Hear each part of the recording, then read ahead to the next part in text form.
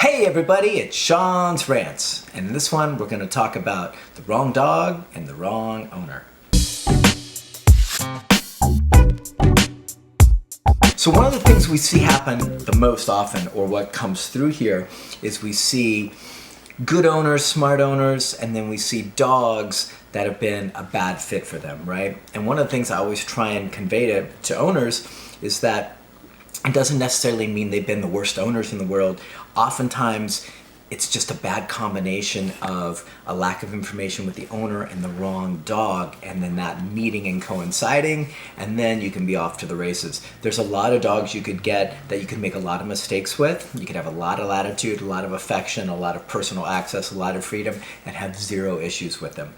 But you get the wrong dog with too much freedom, too much affection, too much latitude, too much softness in the house, and not enough direction, and then you're really off to the races. And that's typically what we see with the problem dogs that come in here, is that it hasn't been so much about inept ownership, it's been about that bad combination of, like, we used to have another dog and that dog was really easy, and we had this golden retriever and everything was fantastic, and then we got this guy and all of a sudden we're dealing with growling and resource guarding and all that kind of stuff. So it's not that the family changed, it's that the dog changed, or the new dog that came in was very different, and so what that dog needs is a different thing. So super important that everybody realizes that different dogs need different rules. You might have 3 dogs in your house, and each one of those might need a different set of rules, different set of guidelines, different set of accountability, how much affection, how much freedom, all that stuff. So don't get caught up in like